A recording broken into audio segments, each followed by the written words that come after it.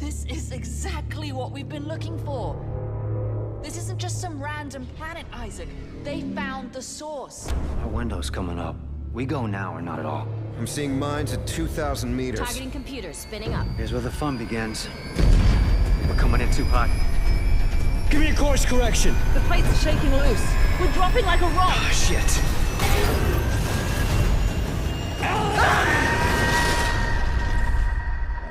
I think when fans first saw Dead Space 3, they were a little bit surprised, perhaps, that it was such a different game than that we're used to. But here at Gamescom this year, you're sort of bringing things back a little bit and showing that there's just going to be those sort of Isaac Clarke moments that in there as well, right? Yeah, of course. I think we really wanted to comfort our fans and reinforce the fact that we are not changing Dead Space. Dead Space is going to stay true to its identity. Fans that enjoyed, the tight corridors, the bloody walls, and the horror that they, that made them love Dead Space 1 and Dead Space 2 is going to be fine in Dead Space 3 as well. So what kind of setting is it, that the level that you're showing off here? So here at the in the Gamescom demo, you are exploring the Roanoke, which is the place where you have received a distress call from Ellie. So you're trying to meet Ellie, and on your way there, you are in a spaceship that gets blew away by mines. So you got into that field of mines, and your ship is getting ripped apart. So you have to escape that, and that enables us to showcase our Halo jump. This is how you escape this place to meet the Roanoke. And we are showcasing the fact that you can now shoot during the Halo jump.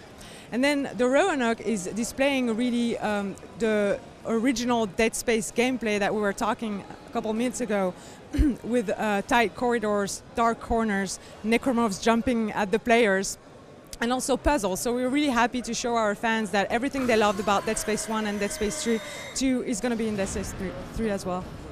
So how do you sort of, because that's the traditional thing, but then the trick is to how to keep surprising the player with that, because it's those moments when you have to jump up out of your chair that's really, to me, Dead Space as well. Yeah, so I think the new environments that we are bringing in Dead Space 3 are bringing a variety that you didn't find into Dead Space 1 or Dead Space 2.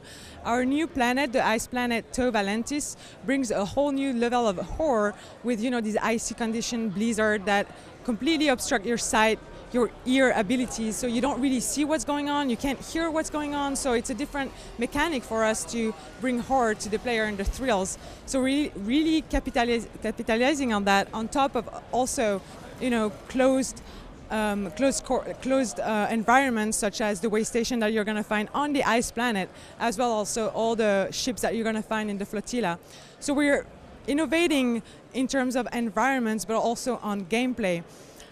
I think that we revealed that we're going to have human enemies on the ice planet. So I think it brings a whole new level of tension, because now you're not only fighting against necromorphs, but you're fighting against very intelligent human unitologists that are trying to kill you. So I think also that brings a lot of tension to the game and enables us to capitalize on the horror and the thrills that made the success of the franchise. So I think something that has always run through Dead Space is that it's not just Isaac's journey that you're experiencing, it's also his inner journey, and sort of how's that play out in Dead Space 3, and where is he at? I think it's going to be very interesting to find Isaac again. I think Isaac, he shows, you can maybe even see on his face, he's tired, he's been going through a lot, and Dead Space 3 is, as you said, a lot about the inner journey of Isaac. I cannot reveal too much about the story, but what's great is that Isaac is going to discover a lot of answers about the question that got raised in Dead Space 1 and Dead Space 2. What's the marker? What is the link between the marker and the necromorphs? And so the player is going to go through this journey and going to get the answers at the same time as Isaac, and he's going to get a great insight into the psychology and how it plays with Isaac. And another interesting thing that you're showing off here at Gamescom is the weapons crafting, and that sort of thing adds another dimension to that whole thing. Exactly what can players expect? So we heard a lot about our players saying that they wanted to do more with the weapons. They loved the weapons that we had in the game, the plasma cutter, the line gun, but we really wanted to give them a chance to just make their own with what made the success of our system. So now they can combine a plasma cutter with a line gun or a plasma cutter with a Reaper blade. We're also bringing a new military engines to have like a more modern type of gameplay. And the way it works is that it's actually tied into a new economy in the game. So there are no stores on that icy planets or the flotilla. In the fiction, it really makes sense to have more of a scavenging type of resource management. And it also goes back to the roots of Isaac being an engineer, where he has the skill set to actually create his own items and weapons. So the way it works is that Isaac is going to explore these environments and find resources and find parts that will enable him to assemble weapons together. The resources that he finds will enable him to create new parts in order to assemble them to create weapons. Each weapon has kind of like two guns together, so you can combine two engines. For example, a plasma cutter type of engine with a line gun electric type of engine, and then you have two ways to modify the way it shoots and the capabilities of the weapon through the adapters and the attachments. And if you consider these three combinations all together, there are an infinite way to combine them together. On top of that, we have enhancements to these weapons through leveling up, like the circuits. So on and on, it gives an amazing field of possibilities for our players so that they can really build the weapon that fits their gameplay. They're also going to find out that some are more effective against a certain type of enemies and against another type of enemies. So it really opens up a whole world of possibilities in gameplay, and we're really happy to bring that level of depth for players who really want to explore it.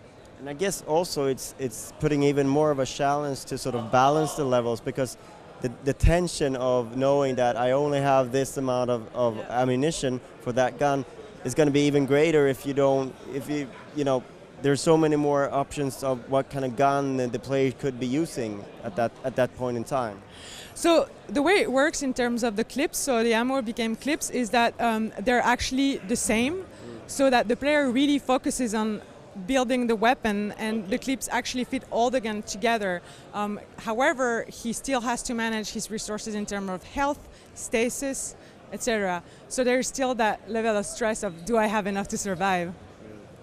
And so where are you at in development right now, and sort of how's it coming together?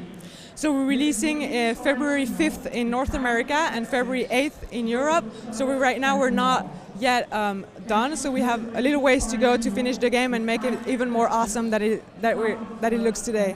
Right. Thank you very much for your time. Thank you. Thank you very much. We came to this frozen shithole to stop the markers, and nothing, not you or your obsession with Ellie, is gonna get in my way. You got that? I know why I'm doing this.